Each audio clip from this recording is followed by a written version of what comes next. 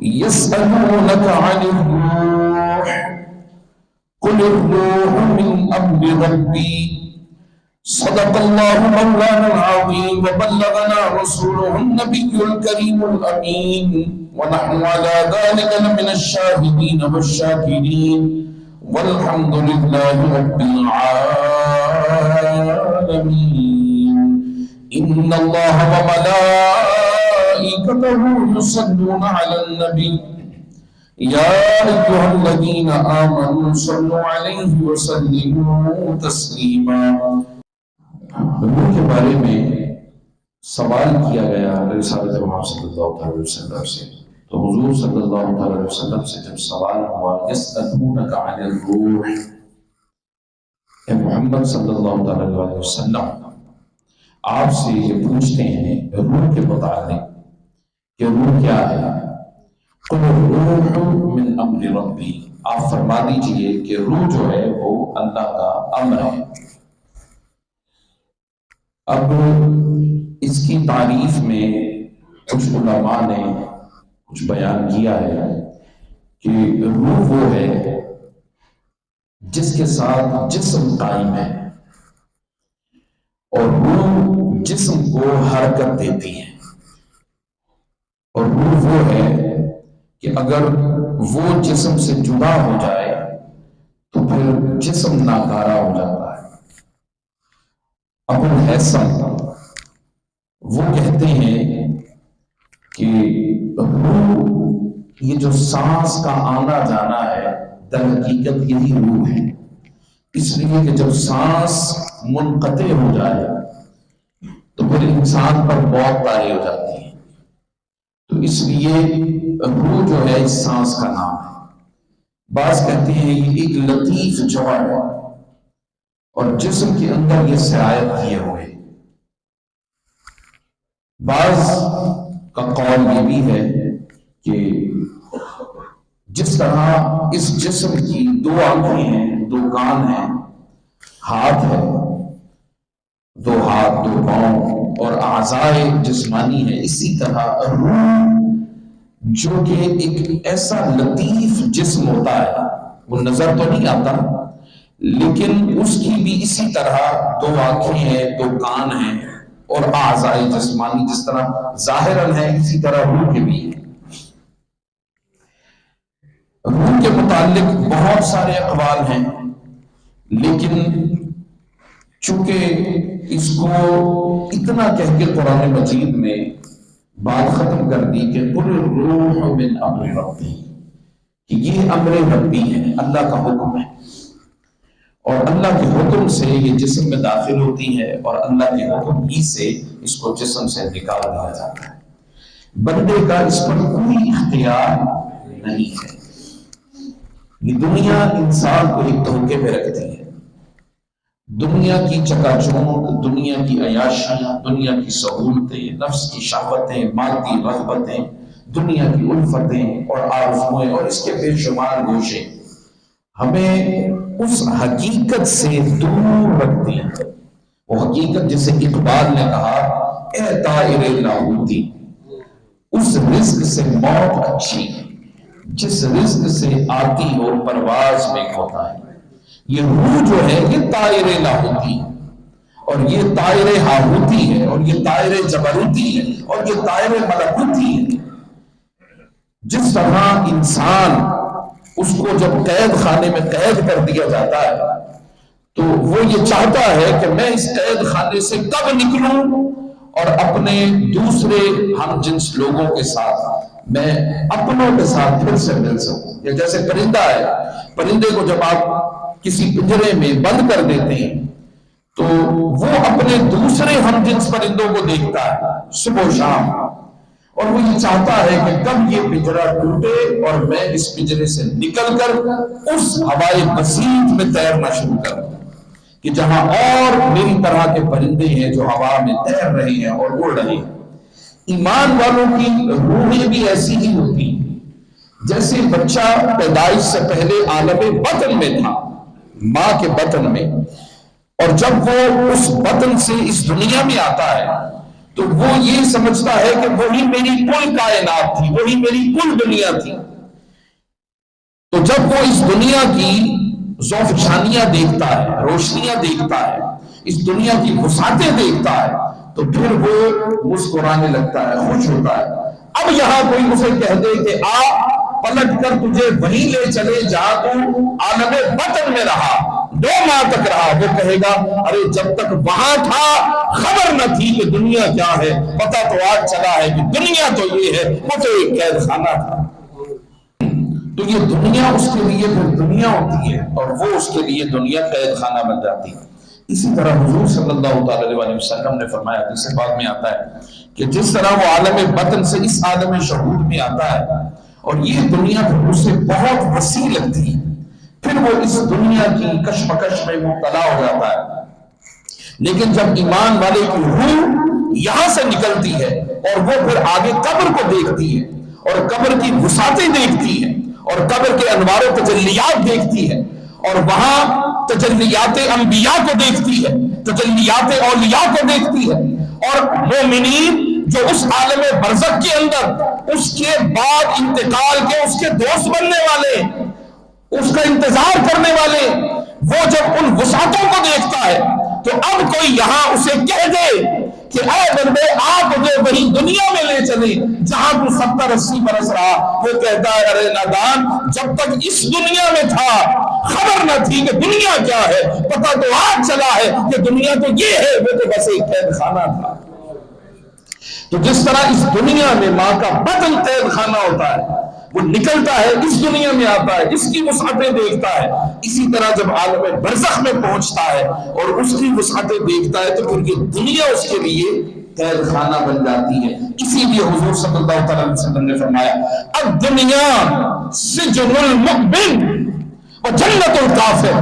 فرمایا کافر کے لیے یہ دنیا جنت ہے اور ایمان والوں کے لیے یہ دنیا ایک قید خانہ ہے۔ تو جس طرح قید، حضور صلی اللہ علیہ وسلم نے فرمایا جس طرح قید خانے سے انسان نکلتا ہے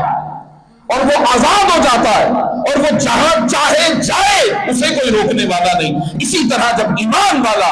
اس دنیا سے رخصت ہوتا ہے تو اس کے لیے تو یہ دنیا قید خانہ تھی، تو جب وہ یہاں سے نکلتا ہے تو وہ آزاد ہو جاتا ہے، وہ چاہے زمین و آسمان میں جہاں چاہے پھرتا رہے، چاہے جنت میں جائے چاہے زمین میں پھرتا رہے، اسے کوئی روکنے والا نہیں ہوتا۔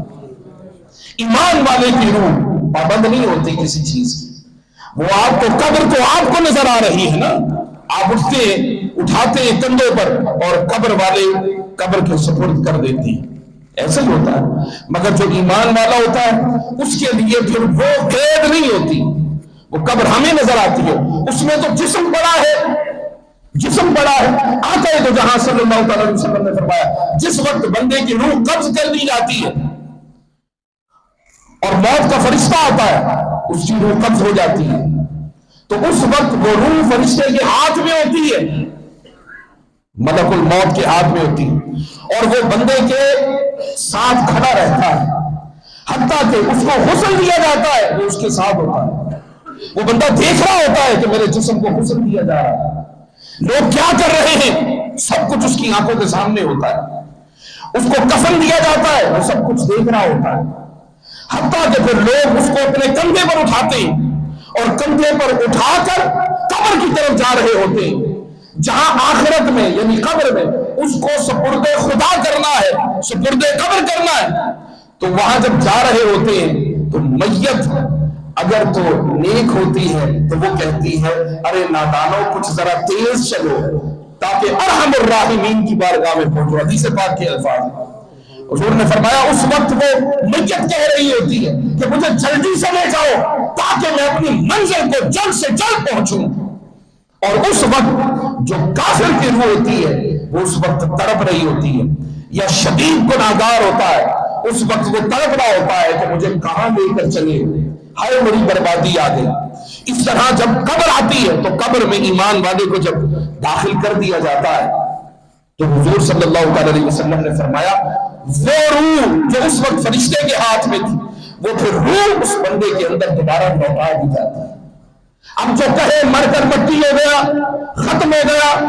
ارے تمہیں تو اس آنکھ سے جو چلتا پھرتا انسان ہے اسی کو انسان سمجھتے ہو، جو آنکھیں پھاڑ پھاڑ کر دیکھنے والا اسی کو انسان سمجھتے ہو، جو کانوں سے سنتا ہے اسی کو انسان سمجھتے ہو؟ فرمایا نہیں، انسان صرف اس چیز کا نام نہیں۔ حضرت پیر مہر علی شاہ صاحب رحمۃ اللہ تعالیٰ علیہ تحقیق الحق فی کلمۃ الحق اپنی اس کتاب میں تصنیف لطیف میں آپ فرماتے ہیں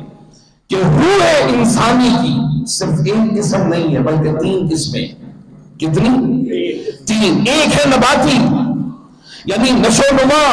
اس کا پیدا ہونا، اس کا بڑھنا، انسان بچہ ہوتا ہے پھر جوان ہوتا ہے، ایک تو یہ روح ہے۔ اور فرمایا دوسرا حیوانی، جو نفسانی خواہشات کی طرف اشارہ کرتی ہے، اور یہ حیوانی روح حیوانوں میں بھی ہوتی ہے اور انسان کے اندر بھی ہوتی ہے۔ انسان کے اعضاء جو تناسل وغیرہ وہ سب اسی سے بنتے، اور اس کے بعد جو اصل انسان کی ہے روح، وہ روح انسانی ہے۔ کیا ہے؟ جانوروں کی روح جامد ہے، وہ جانور مر گیا، ختم ہو گیا، روح بھی ختم ہو گئی، اس کا کوئی کام نہیں ہے، مگر انسان مر کر پھر ایک نئی زندگی نصیب ہوتی ہے، اسے مر کر پھر زندہ ہو جاتا ہے۔ اور وہ زندگی کس نے دی ہے؟ آپ کی عقل نے نہیں دینی کہ جو آپ کی عقل میں سمجھ آ جائے کہ وہ زندگی سے کہتے ہیں وہ تو مردہ ہے، پڑا ہے، تو پڑا ہے تو کیا ہے؟ مردہ تو نہیں، وہ اس میں روح نکلی ہے۔ اور حضور صلی اللہ علیہ وسلم نے فرمایا جس طرح جسم کے اندر سے روح نکل جائے تو روح کا یہ نہ سمجھنا کہ تعلق ختم ہو گیا، اس لیے کہ روح جب نکلتی ہے تو پہلے اعلیٰ علیین میں جاتی ہے۔ حضرت ابو ہریرہ رضی اللہ تعالیٰ عنہ، حضرت عبداللہ بن عمر رضی اللہ تعالیٰ عنہ وہ فرماتے ہیں کہ روح جو ہوتی ہے وہ جنت کے صحن میں پہنچا دی جاتی ہے۔ حضرت امام مالک فرماتے ہیں کہ روح جو ہوتی ہے وہ دنیا و آسمان میں جہاں چاہے جائے آزاد ہوتی ہے۔ کچھ کہتے ہیں روح جو ہے وہ انسان کی جہاں قبر ہوتی ہے وہاں پر ہوتی ہے، مگر حقیقت یہ ہے کہ روح اعلیٰ علیین میں ہو یا روح قبر کے پاس ہو یا روح جہاں کہیں بھی ہو، اس کا تعلق اس جسم کے ساتھ ضرور ہوتا ہے۔ ایمان والے کے جسم کے ساتھ ضرور ہوتا ہے، وہ کبھی ختم نہیں ہوتا۔ حضرت امیر حمزہ رضی اللہ تعالیٰ عنہ کی بارگاہ میں حضرت عطاف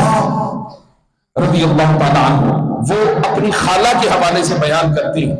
وہ فرماتے ہیں کہ میری خالہ حضرت امیر حمزہ رضی اللہ تعالیٰ عنہ کی بارگاہ میں فرماتی ہیں انہوں نے سلام کیا اور سلام کا جواب آیا، اور جواب جیسے زندہ دیتے ہیں اسی طرح زندوں کی طرح جواب آیا۔ وہ فرماتی ہیں آپ کی خالہ فرماتی ہیں کہ میں اس وقت میرے رونگٹے کھڑے ہو گئے، میں حیران ہوئی، میرے ساتھ میرے 2 بہن کے بیٹے بھی تھے اور 2 بچے بھی تھے، وہ میری سفاریوں کی حفاظت کر رہے تھے اور میرے پاس کوئی نہ تھا۔ میں حضرت امیر حمزہ رضی اللہ تعالیٰ عنہ کی بارگاہ میں گئی، جب میں نے سلام عرض کیا تو جواب آیا، اور جب جواب آیا تو میرے رونگٹے کھڑے ہو گئے۔ تو پھر اندر سے حضرت امیر حمزہ رضی اللہ تعالیٰ عنہ وہ فرمانے لگے کہ اللہ پاک نے مجھے یہ مقام دیا ہے، میری روح کو یہ مقام دیا ہے کہ جو بھی میری قبر پر آتا ہے میں امیر حمزہ اس کو جانتا بھی ہوں، پہچانتا بھی ہوں۔ فرمایا میں اسے جانتا ہوں، میں اسے پہچانتا ہوں۔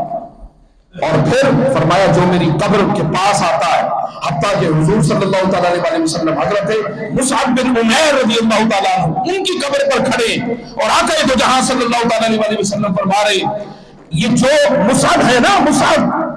فرمایا مجھے اپنی عزت کی قسم جو بھی اس کی قبر پر آتا ہے سلام کرتا ہے، مصعب اسے جواب دیتا ہے، مصعب اسے جواب دیتا ہے۔ حضرت ابو ذرین رضی اللہ تعالیٰ عنہ وہ فرماتے ہیں کہ میں نے رسول اللہ صلی اللہ علیہ وسلم سے عرض کیا یا رسول اللہ صلی اللہ علیہ وسلم میرا گزر مقابر سے ہوتا ہے، مقبروں سے، قبروں سے ہوتا ہے، تو یا رسول اللہ کوئی عمل بتائیں تاکہ میں کروں۔ تو حضور صلی اللہ علیہ وسلم نے فرمایا جب بھی تو ان کی قبروں کے قریب سے گزرے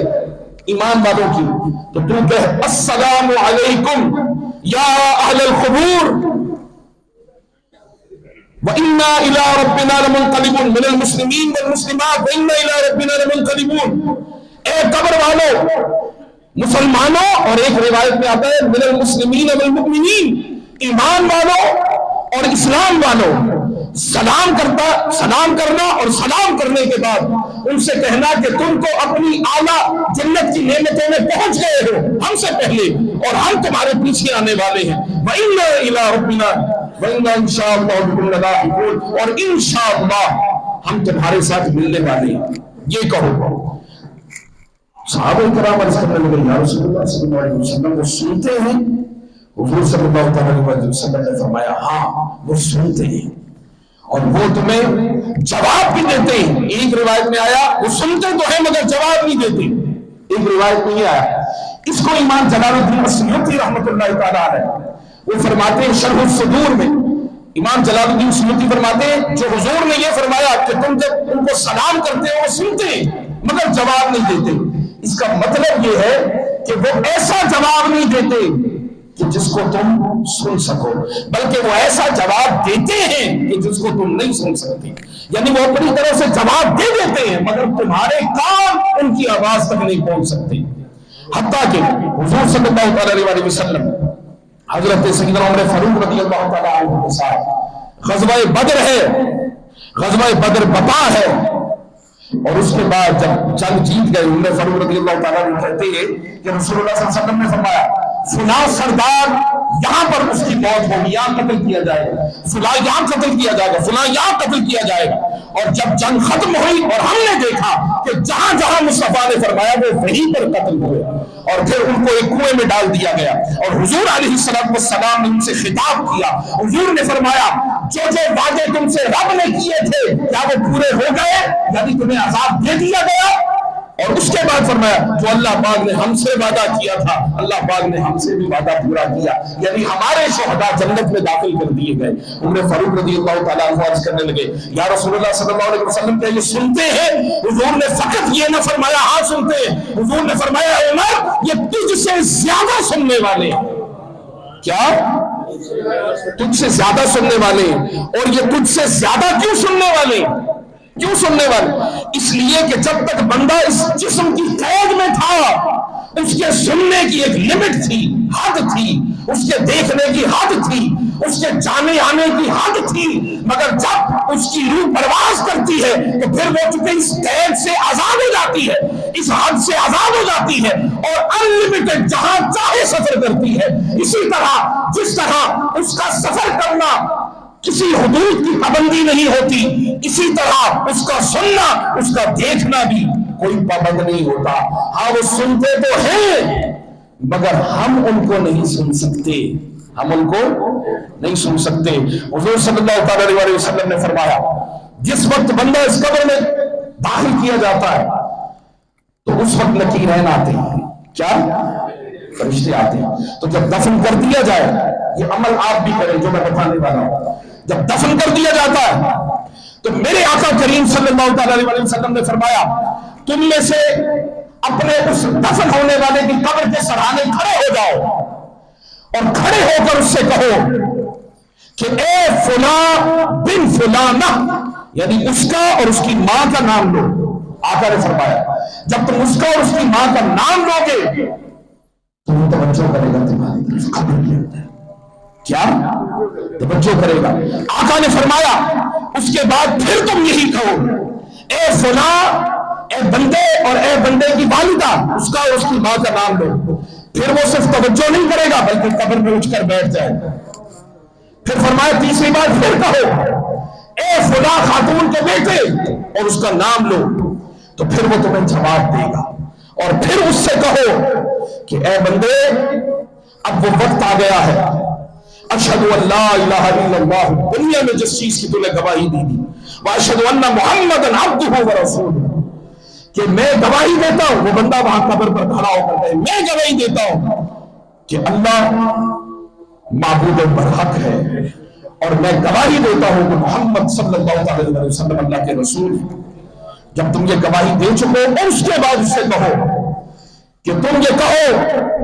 کہ میں راضی ہو گیا اور میں نے پسند کیا کہ اللہ ہمارا پروردگار ہے اور اسلام کو دین ہم نے پسند کر لیا، یہ کہو۔ جب کہو گے اس کے بعد یہ کہو کہ محمد صلی اللہ علیہ وسلم کو میں نبی اور رسول مانتا ہوں۔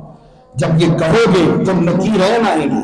ادھر تم قبر والے کے ساتھ خطاب کر رہے ہوگے اور ادھر نکیرین فرشتے آئیں گے حساب کتاب کے لیے، اور پھر نکیرین کہیں گے، حدیث پاک کے الفاظ ہیں، نکیرین کہیں گے کہ آؤ ایک دوسرے کی بازو پکڑ کر آؤ،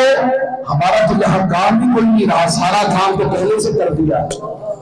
سارا کام تو اپنے پیاروں سے پیار کرنے والوں، اپنے چاہنے والوں کو چاہنے، چاہت کا تقاضا یہ ہے کہ جب وہ انتقال کر جائے تو بیٹا ہے تو باپ کی نماز جنازہ پڑھائے، باپ دیکھ رہا ہوتا ہے، باپ سن رہا ہوتا ہے، باپ کو خوشی ہوتی ہے۔ اور میرے آقا نے فرمایا جس وقت بندہ انتقال کر جائے تو اس کا باپ ہو یا ماں ہو، یا باپ ماں ہے تو بیٹا انتقال کر جائے تو بیٹا ہو، تو جس گھر میں وہ رہا ساری عمر اور ساری زندگی، فرمایا اس کی روح ہر جمعرات اس دروازے پر آتی ہے اور چیخ چیخ کر کہتی ہے اے میرے بچوں، والد کہتا ہے، والدہ کہتی ہے، اور اگر بیٹا ہے تو اپنے والدین سے کہتا ہے، اور پھر اپنے رشتہ داروں سے بھی کہتا ہے کہ تم میں کون ہے جو اس وقت مجھ پر ترس کھائے اور میرے لیے کچھ نہ کچھ صدقہ کرے۔ آقا نے فرمایا اس وقت ہر جمعرات وہ روح آتی ہے اور روح آ کر اپنوں کو پکار رہی ہوتی ہے اور بندے غفلت میں سوئے پڑے ہوتے ہیں، اور حضور نے فرمایا ہر جمعے کو والدہ اور والد کی قبر پر ان کے بچوں کے اعمال پیش کیے جاتے ہیں۔ بچوں کے اعمال ہر جمعے پہ، یہ سب کچھ میں نے فتاوی رضویہ جلد نمبر 2 میں یہ ساری حدیثیں آقا دو جہاں صلی اللہ علیہ وسلم نے فرمایا جس وقت بندہ انتقال کر جاتا ہے، اس کی ماں ہو یا باپ ہو، ہر جمعے اس کے اعمال وہاں پر پیش کیے جاتے ہیں۔ اچھے اعمال ہوتے ہیں تو انہیں خوشی ہوتی ہے، اور برے اعمال ہوتے ہیں تو وہ افسردہ ہوتا ہے، رنجیدہ ہوتا ہے۔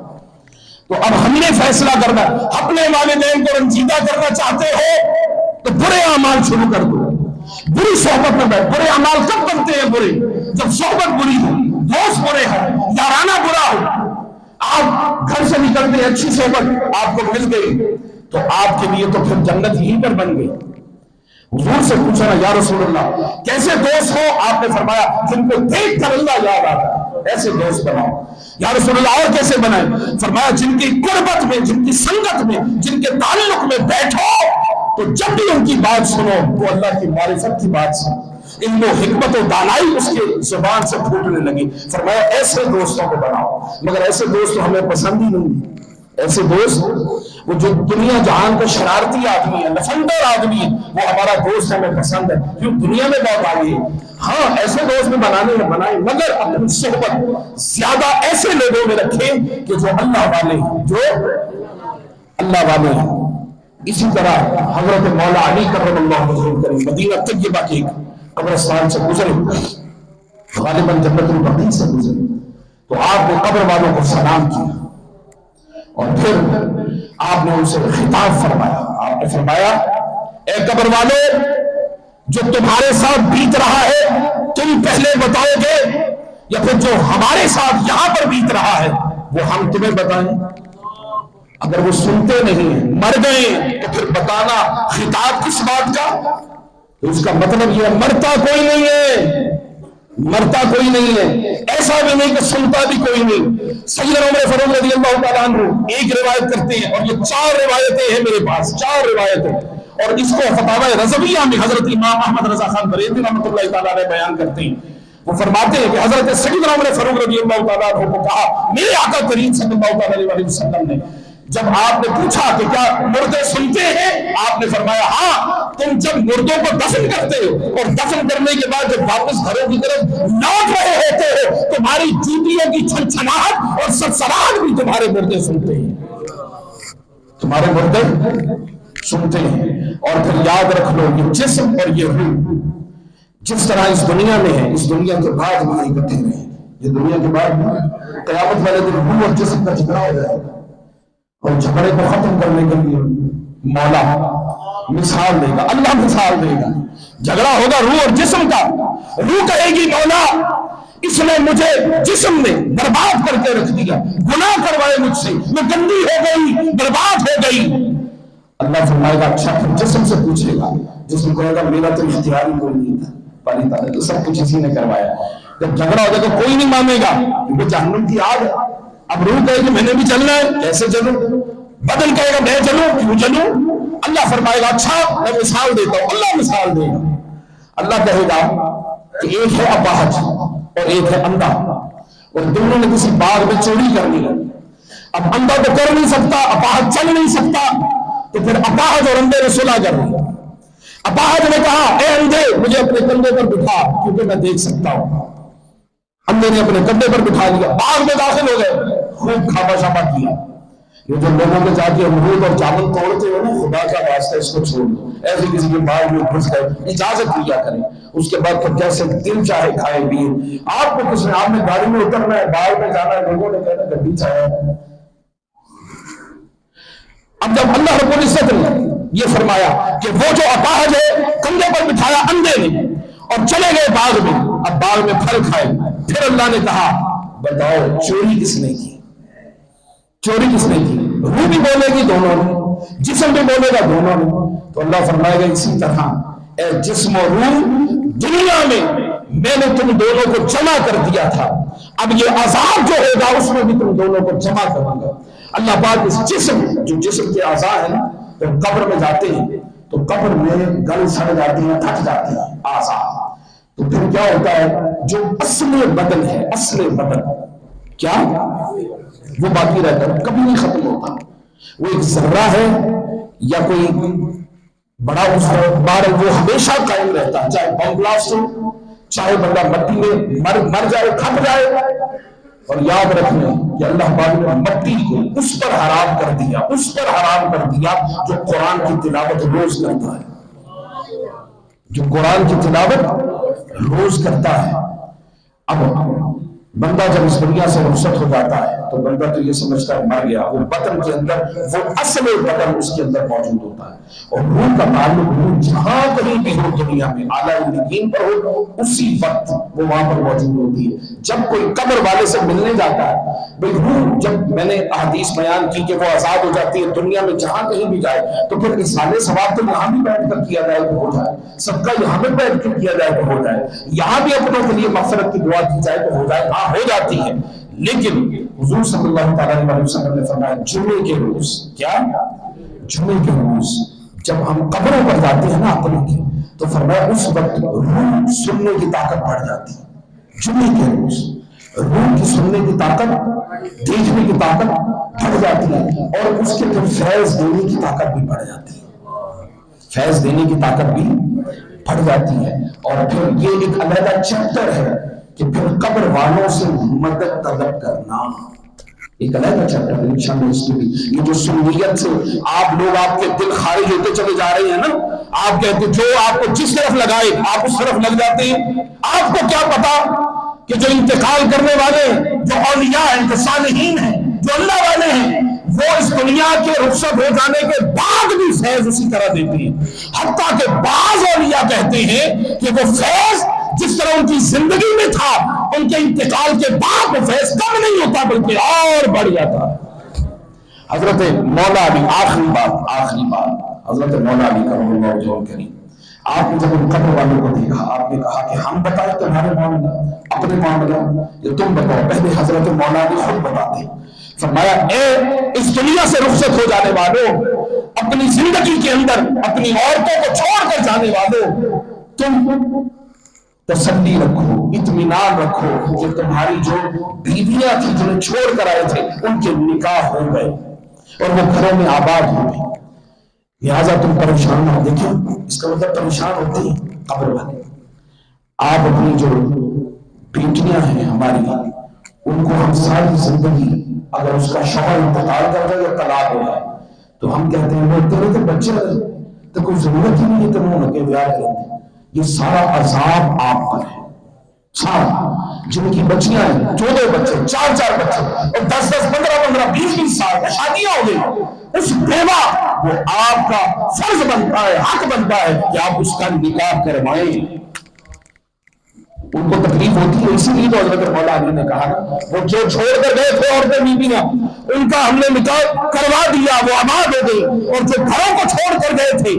وہ گھر آباد ہو گئے، وہاں کچھ تمہارے دشمن آ گئے اور کچھ تمہارے دوستوں کی وجہ سے وہ آباد ہو گئے۔ اور فرمایا جو وراثت کا مال چھوڑ کر گئے تھے وہ سارا وراثت کا مال تمہارے ورثاء میں تقسیم ہو گیا ہے، اب تم فکر نہ کرو۔ اور اس کے بعد پھر پوچھا گیا تمہارے ساتھ کیا معاملہ ہے؟ پوچھتے ہیں حضرت مولا علی، تو وہ آگے سے جواب دیتے ہیں، مڑتے ہیں وہ جواب دیتے ہیں، وہ کہتے ہیں کہ